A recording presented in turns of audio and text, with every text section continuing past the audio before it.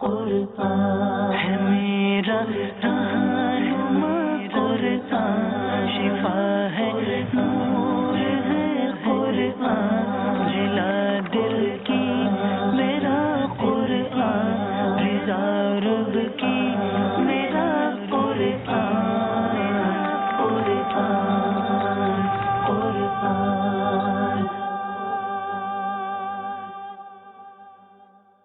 الحمدللہ رب العالمین والصلاة والسلام علی سید المرسلین، اما بعد فاعوذ باللہ من الشیطان الرجیم، بسم اللہ الرحمن الرحیم۔ میٹھے میٹھے اسلامی بھائیوں اور مدنی چینل کے ناظرین، سلسلہ ہے ایک قصہ ہے قرآن سے۔ قرآن ہے میرا رہنما، قرآن شفا ہے، نور ہے قرآن، جلا دل کی میرا قرآن، رضا رب کی میرا قرآن، قرآن قرآن۔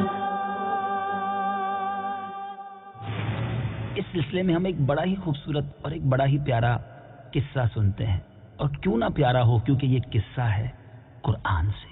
آئیے توجہ کے ساتھ اس قرآنی واقعے کو سنیے اور اپنے دل میں نور قرآن کی شمع کو روشن کیجیے۔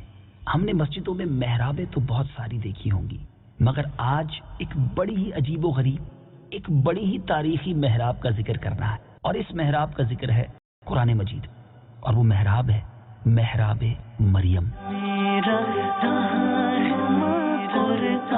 حضرت عیسیٰ علیہ السلام کی والدہ ماجدہ حضرت مریم رضی اللہ تعالی عنہا کے والد کا نام عمران اور والدہ کا نام حنا تھا۔ جب بی بی مریم اپنی ماں کے شکم میں تھی، اس وقت ان کی ماں نے یہ منت مان لی تھی کہ جو بچہ پیدا ہوگا میں اس کو بیت المقدس کی خدمت کے لیے آزاد کر دوں گی۔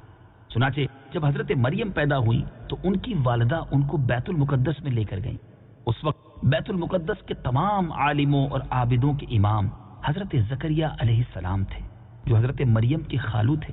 حضرت زکریا علیہ السلام نے حضرت مریم رضی اللہ تعالی عنہا کو اپنی کفالت میں اور پرورش میں لے لیا، اور بیت المقدس کی بالائی منزلوں میں تمام منزلوں سے الگ ایک محراب بنا کر حضرت مریم رضی اللہ تعالی عنہا کو اس محراب میں ٹھہرایا۔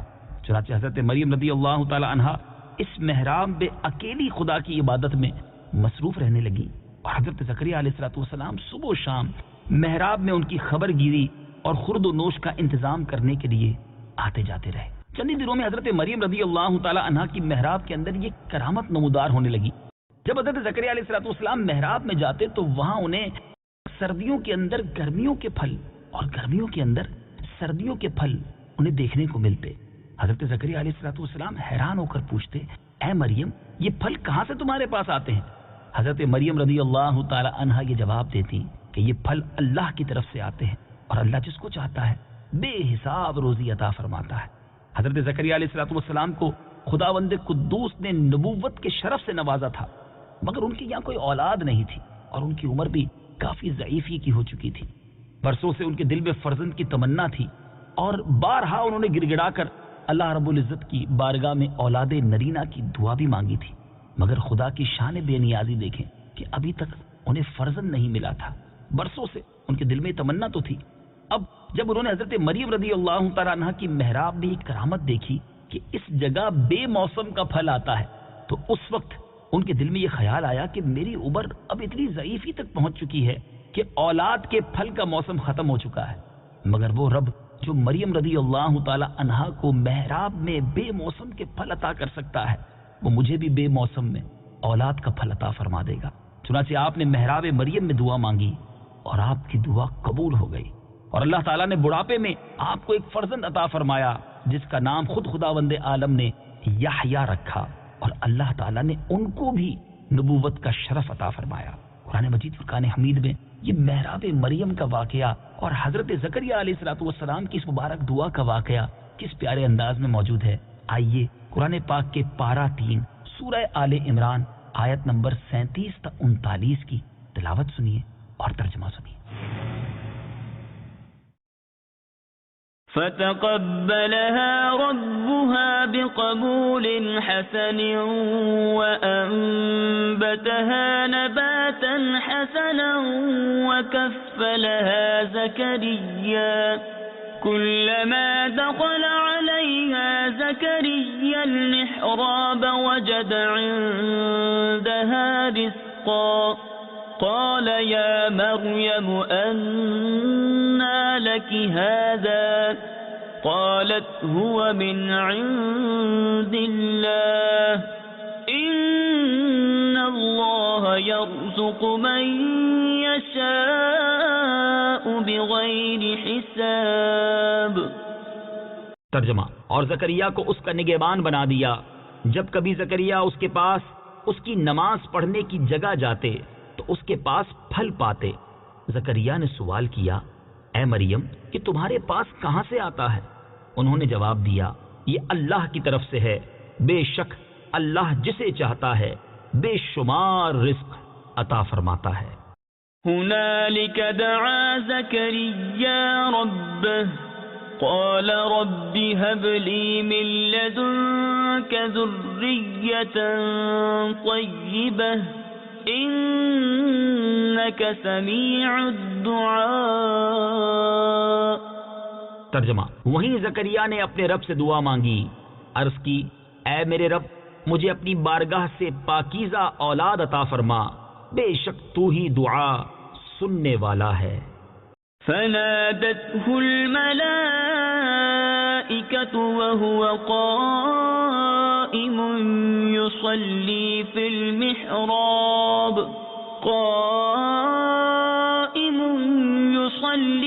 المحراب أن الله يبشرك بيحيى مصدقا بكلمة من الله وسيدا وحصورا ونبيا من الصالحين.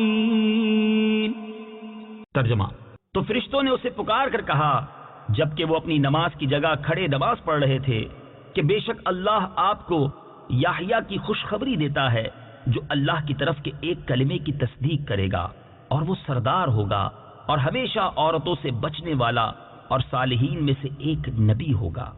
میٹھے میٹھے اسلامی بھائیوں اور مدنی چینل کے ناظرین، آپ نے یہ واقعہ سنا، آپ نے یہ خوبصورت محراب کے بارے میں بات سنی، اس سے ہمیں کیا کچھ سیکھنے کو مل رہا ہے؟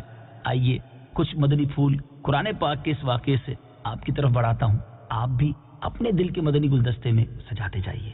واقعہ مذکورہ سے معلوم ہوا کہ حضرت مریم رضی اللہ تعالی عنہا صاحب کرامت اور مرتبہ ولایت پر فائز ہیں، کیونکہ خدا کی طرف سے ان کی محراب میں پھل آتے تھے، اور وہ بھی جاڑوں کے پھل گرمی میں، یعنی سردیوں کے پھل گرمی میں اور گرمی کے پھل سردیوں میں. یہ ان کی بہت ہی عظیم الشان اور واضح کرامت ہے اور جو ان کی ولایت کی زبردست دلیل ہے. میٹھے میٹھے اسلامی بھائیوں، اس واقعے سے یہ بھی تو ثابت ہوا کہ اللہ والے یا اللہ والیاں جس جگہ عبادت کریں وہ جگہ اس قدر مقدس ہو جاتی ہے کہ وہاں رحمت خداوندی کا نزول ہوتا ہے اور وہاں پہ دعائیں مقبول ہوا کرتی ہیں، جیسا کہ حضرت زکریا علیہ السلام کی دعا محراب مریم میں مقبول ہوئی. حالانکہ وہ اس سے پہلے بیت المقدس میں بارہا یہ دعا مانگ چکے تھے مگر ان کی مراد پوری نہ ہوئی.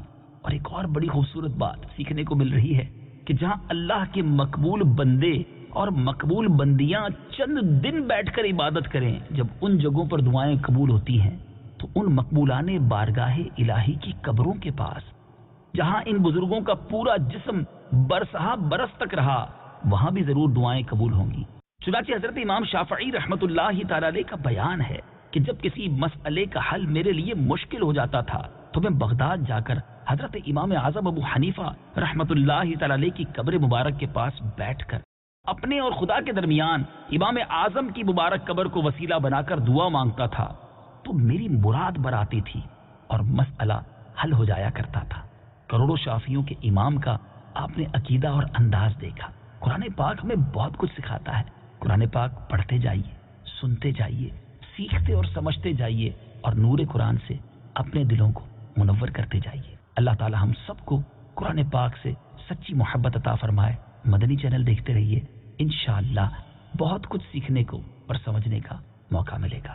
صلو علی الحبیب صلی اللہ تعالی علی محمد صلی اللہ علیہ وسلم. قرآن ہے میرا رہنما، قرآن شفا ہے، نور ہے قرآن.